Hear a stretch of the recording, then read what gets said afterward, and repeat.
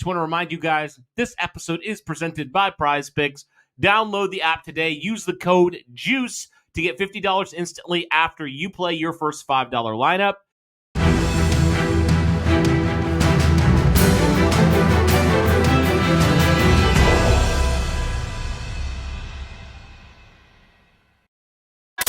What is going on, Colts Nation? Welcome back to another episode of Bring the Juice. Guys, just want to say before we get started in this episode, do want to say thank you for all the support on the channel. Basically, over the last couple of weeks, we know that content has gone a little bit dry right now because, you know, there hasn't really been a move in the last week and a half when it comes to the Indianapolis Colts. Free agency is kind of in that stalled point where you might see one or two moves a day, and that's basically it.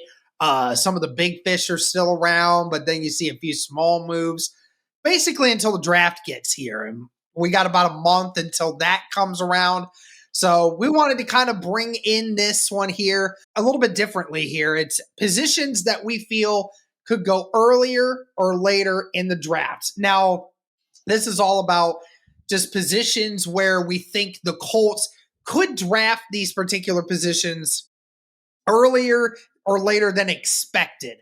You know, there's certain positions where everyone's like, oh, in that first or second round, you should be getting this kind of position. You should be getting this position. Well, we're going to talk about some positions where maybe it'll be earlier or later than what some people would expect the Colts to do that. If we don't mention any positions, it's because we feel like the Colts would address these earlier or later in certain aspects. But feel free to leave your guys' comments in the comment section where you think some crazy position could get taken early or late in the draft. Let us know. But first thing that we'll talk about is the earlier. So this is a couple of different positions here that the Colts could draft this position earlier than some people expect. So one of the positions that we mentioned is running back.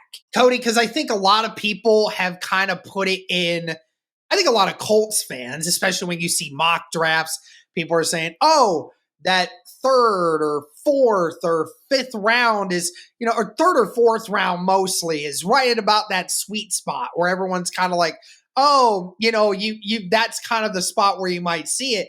But I have seen a lot of people recently suggesting the idea that the Indianapolis Colts take a running back in the second round if they were so bold as to do that.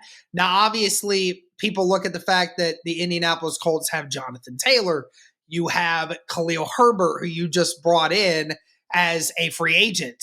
And you're at the point now where you're thinking, oh, the running back may not be that overall important. But I could see it as a position where the Indianapolis Colts, they're going to probably they could draft a running back earlier because they're still looking for that definitive number two guy. Khalil Herbert, to me, isn't significantly that guy. He could be, but you got to look at the running backs that could be available in the second round. You think about Travion Henderson. You could think about Omarion Hampton. You could talk about a couple different guys in that spot that could be worth grabbing in the second round if they're available there at 45, or if the Colts happen to trade up. Or trade back. There could be some guys there. Yeah, even trading back there, too. Like, again, we've even seen the Indianapolis Colts the last time they traded up in the second round. Look at what happened. They got their running back, their franchise running back, right? So, you know, there's a lot of options there. Do you feel that running back is a situation that they could take it a little earlier than some Colts fans expect? Yeah, I don't know if I go round two. That's way too rich for my blood. But, Derek, I think some people I've seen them put it off to day 3 for running back. That's what I've seen a little bit more. That's kind of where, you know, with Khalil Herbert, like obviously he's an upgrade from what they had at RB2 last year, but still you're wanting to add some more competition in there. And I don't think by any stretch that means you're out of the running back at all. Like, I think that position still needs to be a position you address. I would say I wouldn't be surprised if it's a late day 2 sort of pick. If it's, you know, late third round or something like that, you know, like that's where I'm kind of, I don't know, I'd go second round. I'd probably go third round is where I'd look. And I think that would definitely be a position people would say why in the world are you addressing it this early, as the third round? But I do think if there's a player there's multiple guys that are probably going to be around there that I think would seriously help out this running back room. And it almost seems like every year, Derek, Chris Ballard has a position that we don't even really talk about a whole lot, or the large majority of Colts fans and media even talk about, that they take a lot earlier than somebody thinks they would. I mean, last year, obviously, we saw the edge position being that for the Indianapolis Colts. We've seen positions in the past. You mentioned Jonathan Taylor back in 2020. I mean, Derek, nobody expected the Colts to take a running back, let alone take a running back that early. We were all shocked when the Colts went and traded up for JT. But so I wouldn't put it past them, because they do that sometimes where they have a player they really like, regardless if it's a quote unquote position of need, they'll go and get that guy. So I would say probably more round 3 would be what I was thinking, as opposed to round 2, because I think you just still have so many needs you need to address with those first 2 picks that it would be interesting. But again, Derek, if you do say trade back in a scenario, right? You trade back into the 20s, you acquire another day 2 pick of some sort, then I could see that being a reality for the Colts if they wanted to do that route. So yeah, I wouldn't be shocked at all if they took a running back on day 2. And I know some people would be definitely surprised by that, but I really wouldn't, because you really need to have a stable of running backs that you really can trust, and some guys that can, really spell Jonathan Taylor. Because, if something happens to Khalil Herbert at all, I mean, you're right back to the scenario you were last year. So I think you need to really seriously add some quality depth in there to compete with Tyler Goodson for that RB3, and potentially even with Khalil Herbert for RB2. But I do think, that would be a position that I wouldn't be shocked at all, but definitely would be taken probably a little bit higher than some people are anticipating, for sure. Yeah, no doubt. So another position, and it's kind of funny because we kind of grouped this together, and I was mentioning the idea of these individual positions, both on the offensive line and the defensive line. And Cody said, "Oh, let's just call it the trenches," because in all honesty, he's right. There's a lot of different positions. Obviously, the offensive line and the defensive line. We talk about the offensive line, and Cody, we talked about it, with Will Fries being gone now, there's not a definitive answer at right guard. Now, Matt Gonsalves could be that right guard, but you now don't really have any depth if that's indeed the case. So, and you lost Ryan Kelly. So, yeah, Tanner Bortolini is going to take over, but you have no depth. So and now one more thing, Braden Smith's on the final year of his deal. So there's a lot of question marks around this offensive line and the future of this offensive line on that right side. So absolutely something that needs to be addressed 100%. Yeah, no doubt. And, it is a big question to ask. And before we get to the other side of the trenches, I mean, Cody, this could very well, in fact, be an argument against taking them early, because what's one of the few positions that Ballard has always done well at drafting, no matter the round, and it's been offensive line. And, he has done a really great job of that. So that is an argument for it being later, no doubt. But and the argument for earlier is, again, this was not a position that we thought the Indianapolis Colts would have to probably take. But if you look at it, Cody, there are some very elite offensive line prospects early in the draft. And even in the second round, you have a couple of guys on the interior that could be taken. So there's the possibility that the Colts very well could take another offensive lineman early in this draft, because after the second round, there's not a lot of options, at least in my opinion, quality starting options or good quality depth options. Now, obviously, Chris Ballard and company may have a different opinion on that, but from my perspective, especially if you want to get a guy that can actually play right away, you'd have to get him early. Yeah. I see both sides of it, right? Because you need to figure out right tackle. That's a very important position. Braden Smith has had his issues, whether it's been injuries, whatever the personal stuff was. So you just don't know, right? Beyond 2025, is he going to be an Indianapolis Colt, right? So there are question marks about that position. And then right guard, as much as I think Matt Gonsalves played well last year in relief of Braden Smith, you need to add some competition in there. You can't just hand him that position, right? So I do think it's a position I could see the Colts going earlier on than a lot of people expect, but I also could see it because of what you said, them going a little bit later as well, when it comes to that position, just because of the history Chris Ballard has had. And, really outside of Quentin Nelson, there's been no offensive lineman, I don't believe, that he's taken in the first round. I mean, Braden Smith is the only other guy in round 2 that I think I can remember the Colts taking. Other than that, it's been, day 3 sort of picks in a lot of ways. Day 2, day 3 sort of picks. So yeah, but I could definitely see Chris Ballard, knowing how much he values the trenches and good offensive line play. I could see him, if there's a guy there in round 2 or even round 1, crazy enough, I wouldn't take it out of the realm of possibility because Chris Ballard values the trenches that much. Yeah, and then you flip it to the other side with the defensive line, and the talk of the edge position has become full head of steam. I almost kind of credit you again for starting the revolution on that. You did last year, and now you're doing it again this year. Nobody was talking about it until you did. And then on top of it is the interior of the defensive line too, because again, it's kind of like the running back where you don't need it glaringly as a starter, but you don't have anyone else outside of it. Now, again, it's the same argument with the running back group, right? There's going to be really good interior defensive linemen a little bit later in the draft, third, fourth round or something. You could get a probably quality good one in there potentially.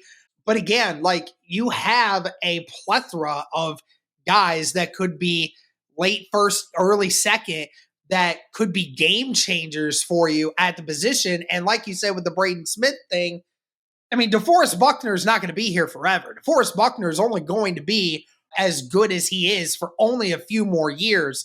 And Grover Stewart, after this contract is up in 2 years, I don't think he's going to be on this team anymore, at least not for the contract that he might want. So again, it's about replenishing that group. And if you think there's a guy in that early second round that you could take that could be a future starter for you, then the Colts might take him early.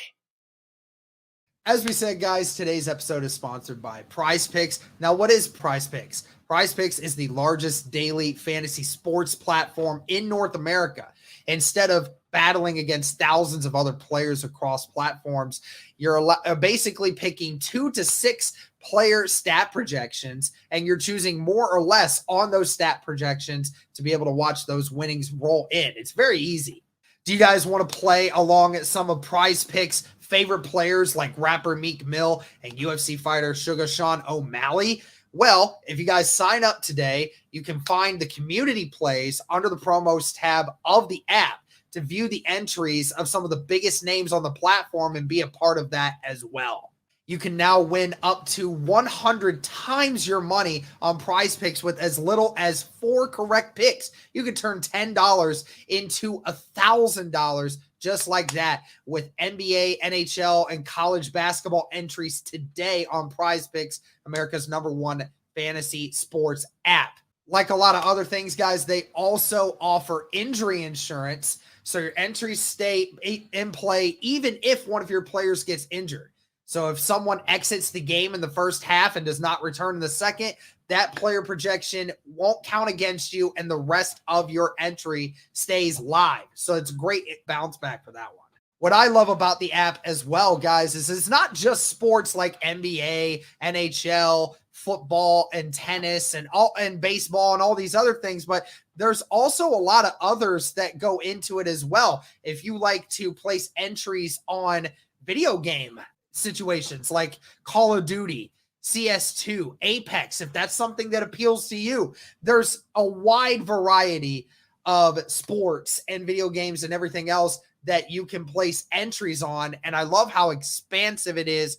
Even just looking at the NBA, there's entries you can make with turnovers, with points. You can do combo deals, dunks, field goals attempted, all of these different things. So there's just so many different ways to make money off of these entries. Be sure to download the app today and use the code JUICE to get $50 instantly after you play your first $5 lineup. Yeah, again, going back to the Ballard thing, like he loves his trenches. He believes in it. I mean, there's been probably, you'd be hard pressed to find another position that Ballard has invested more in over his time as a general manager than that defensive line. I mean, and just the trenches in general. Like, he has been such a staunch believer in that, to limited success on the defensive line, but it's Chris Ballard again. And, talking about, we've seen the Indianapolis Colts, Derek, really make an emphasis even this offseason, right? We've heard that they were interested in Hendrickson. Again, not going to say that's going to happen at this point, but it's very obvious from what we've seen, Derek, the Indianapolis Colts still think defensive end, edge. It's a need. It's an absolute need.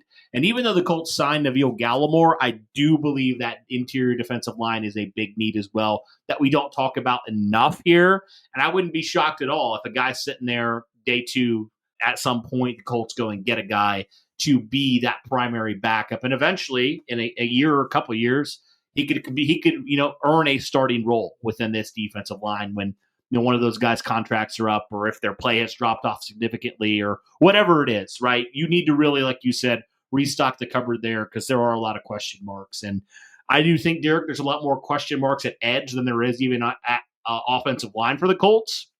I do believe that, because you don't really have, you lost Dio Adengbo, who was, probably the guy that out of all your defensive linemen last year, I would say he was probably your best edge guy. I mean, I don't know how you feel about that, but I think he was. That is a big loss on that defensive line, So I'm not going to rule it out, dude, because it's Chris Ballard. I'm not going to rule it out at all. Even at 14, I'm not going to rule it out, because there's going to be some players there. The Colts want to go that direction, and it is a need for this team long term. Now, maybe not right now in 2025, but 2026 moving forward, you're going to have a question mark at the other defensive end position, and you still don't fully know what you have in Laiatu Latu. Yeah, 100% on that. Well, let's switch it to the opposite side of this. So there is a argument for some of these positions to be drafted later than some people expect. And Cody, we'll start with a position actually that we mentioned in the earlier aspect of this, and that is the running back position. Again, as I said before, a lot of people in their mock drafts, they have the Colts taking a running back in that third or fourth round situation. And I'm here to tell you guys, it is so vast how many running backs there are that are going to be that could be that good.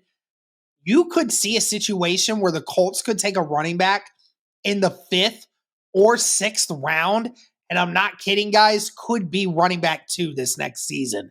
That's not a knock on Khalil Herbert.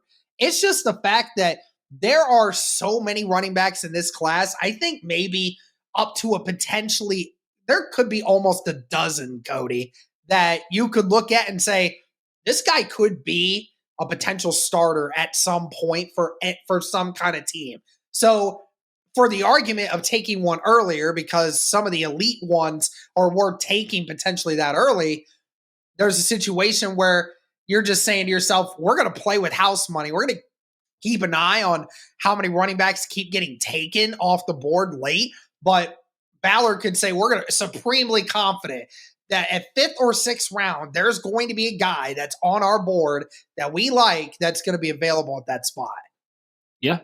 No, I think you're right there. I wouldn't be shocked at all if the Colts went that direction because of the depth of this running back class in general. But again, it all depends how they view this class, how they view certain players, what kind of tiers do they put them in? Because, for both sides of it, it's like if they kind of view it as like, hey, there's a certain group within that 3rd to 5th round that we really believe are very similar, then yeah, you'd probably see them draft a guy later. But if there's like a guy that late day 2, they're like, oh my gosh, he is so much better than who we would get on day 3, then I could see them doing that. So yeah, I'm not shocked at all, right? So either way, I think I wouldn't be shocked at all, because there's a group that believes the Colts should take a running back early. There's a group that thinks they should take one later. So either way, some people are probably going to be surprised here in some way. Yeah, absolutely. Let's stick to the offensive side of things here. And another position, again, that could be taken potentially later is the tight end position. I think there's a good amount of Colts fans, Cody, that have said it's Tyler Warren or bust in the first round. And, unfortunately, I don't know if the Colts will have the chance to actually get him. Tyler Warren could very well get taken inside the top 10 if the Colts don't decide to, trade up to go get him, which I don't believe that they should unless they're trading up like a few spots. But it could be a third or fourth round situation where, the Indianapolis Colts take one of the back end ones. You're thinking about Mason Taylor. Mason Taylor may not be available there in the third round, but Gunnar Helm is there. Elijah Arroyo is there. There's a couple different options that could be interesting, but I think a lot of people are very much expecting the Colts to take a tight end early. And if they don't, then they might think it's just not worth it. Yeah, but you're right. I mean, there's a ton of guys, and we always see players falling, Derek. Every year, there's guys that were like, I can't believe they're here. I mean, the immediate one that comes to my mind is Josh Downs. How in the world did he fall in the third round? We still don't know how he did that. So that happens all the time, right? So I wouldn't be shocked if a tight end or two falls a little bit later and the Indianapolis Colts say, hey, we think he's still going to be there, say late second round or, early third round or something like that. Like, I wouldn't be shocked at all, right, if Tyler Warren's off the board. Or even, Derek, if the Colts trade back in the first round, they go and get a Colston Loveland type of player, in the 20s, somewhere around there. I wouldn't be shocked at that at all either. So there's a lot of options outside of Tyler Warren for this tight end class. You talked about running back. The tight end class is also extremely deep, just like running back. There's a lot of capable guys that I think can come in, Derek, and be potentially day one starters for this Colts tight end room. And so I wouldn't be shocked at all. Now, I personally would not be opposed if they went double dipping in this draft. I do think they really need some tight ends that can, change the game. And there's some guys in here who have that potential to do that. So, yeah, I wouldn't be shocked at all if the Colts took Colts took a tight end. Say Tyler Warren goes a little bit earlier, goes to the Jets. I know that's been kind of a popular pick. He goes to the Jets. The Indianapolis Colts, pivot off of that. They trade back, or they take another player at 14. They get a tight end a little bit later. I mean, there's a lot of options here, a lot of routes the Colts could go to improve their tight end room. And yeah, well, maybe that player's not Tyler Warren. There's still some players that can be really, really good and impactful players too. So yeah, I wouldn't be shocked at all. I'm not Tyler Warren or bust. I mean, I'd love to have him, obviously, at pick 14. I'd love to have him on this team, but I think there's some other guys who also can be some pretty good additions for this room as well. Yeah, absolutely. All right, let's go ahead and move on here to the next position here, and it's linebacker. A lot of people have been mentioning the idea of a linebacker in the first round recently, Cody, even potentially second round. But for me, I think this could be a situation where this kind of position could fall in this draft class. Usually that happens a lot. There's a position group that has a lot of big names that just fall later on in the draft. And, when you have these running backs and these tight ends and these offensive linemen that are going to probably get taken very early, you're going to think about some other guys later in the draft that stuck around. And I think linebacker could very well be that, because I think a lot of people are going to overthink it. And that could be something that could fall well for the Indianapolis Colts. And we've seen their history. They draft guys. I mean, outside of really Darius Leonard, Bobby Okereke in rounds 2 and 3, they have not made a substantial splash in the draft outside of that. I mean, it's typically been, your two starters last year, the last couple of years have been 5th and 7th round picks respectively. So they can find guys. That is they can find offensive line. They can also find linebackers. And so I wouldn't be shocked at all if day 3, they take a shot at a linebacker to come in and compete with Jalen Carlisle for that other weak side linebacker position. Wouldn't be shocked at all. And frankly, I wouldn't blame them with how well they've drafted these positions in the past. So yeah, I wouldn't be shocked at all, dude. Yeah. And another position here, and this is the last one that we have for this one, and it is the secondary.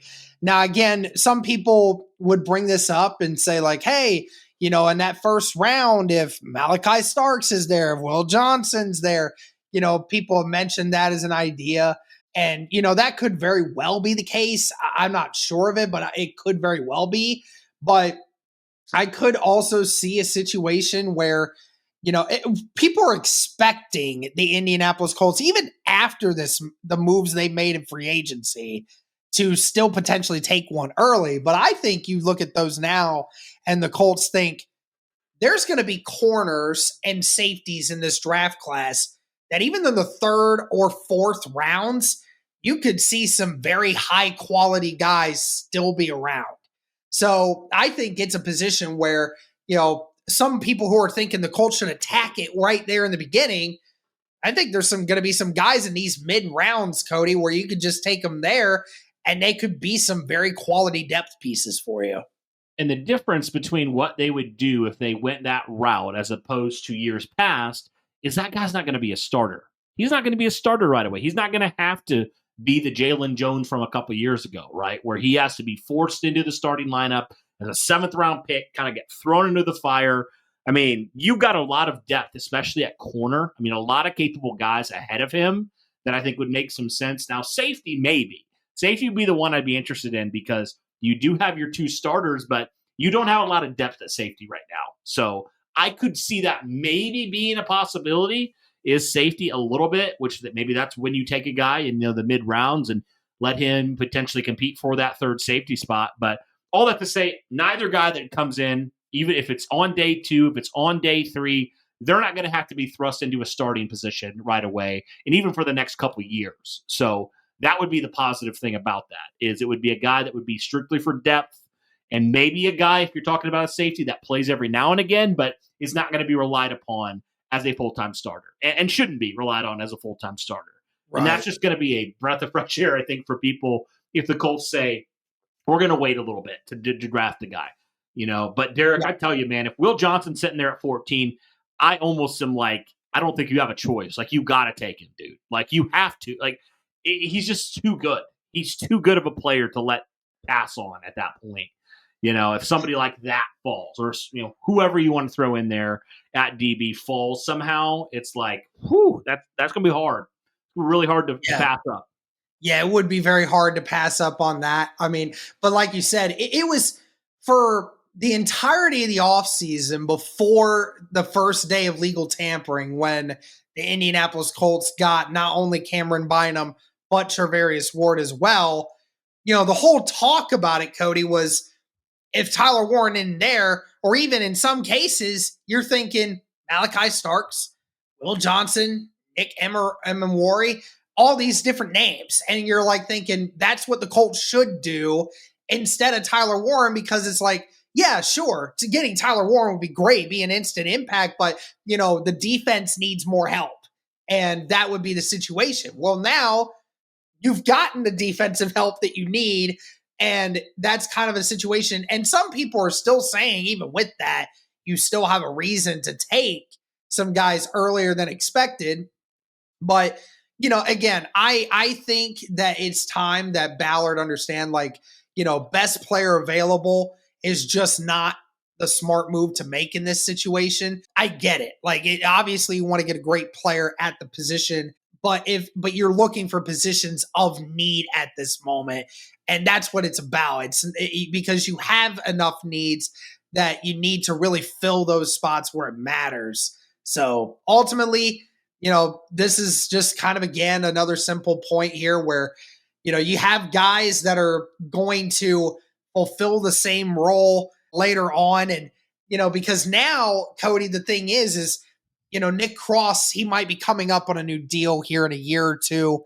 Actually, it is after this year, isn't it? Because Nick Cross got drafted in the same one as Alec Pierce. Mm-hmm. Yeah, so, Nick Cross is coming up on a contract here in a year, but, if Nick Cross plays the majority of the year and does exactly what he did last year, I'd imagine he'd probably get a semi-decent deal from Ballard coming into it. So I don't really think we'd have an issue with that. The problem is you just don't want to take a guy early that's not going to like you said, fulfill an instant starter role right away. And there's a difference between the third interior defensive lineman on your roster than the third safety or the third corner on your roster. Because the third interior defensive lineman would play a lot more than the third safety or the third cornerback on your roster. So that's why I would think it'd be a little bit more important. Well, if you think that Will Johnson can come in and be your number 2 outside corner right away, then that might be worth a shot, you know? It is very possible, another reason I just don't see it is because I really think Ballard really likes Jalen Jones, as I think a lot of Colts fans do. Because again, Jalen Jones is an average corner. He's not bad. He's not elite. He's just right down the middle, and that's fine, because if you now have a really good corner in Charvarius Ward for the immediate future, and you have an average corner on the outside and, a really good nickel corner, then that's a great combination. Just like you said, if it falls to them, then yeah, I could see it as a situation, but you would never invest heavily in trying to go get one unless they fell right in your lap. Sure. Yep, exactly. I mean, there's a lot of what if scenarios, but yeah, there are other positions that right away would make more sense for the Indianapolis Colts. So I definitely think secondary can be a little bit later in the draft than maybe some people are thinking. No doubt. All right. Well, that's going to do it for this one, guys. Again, let us know your thoughts in the comments down below. But thank you guys so much for tuning in. And as always,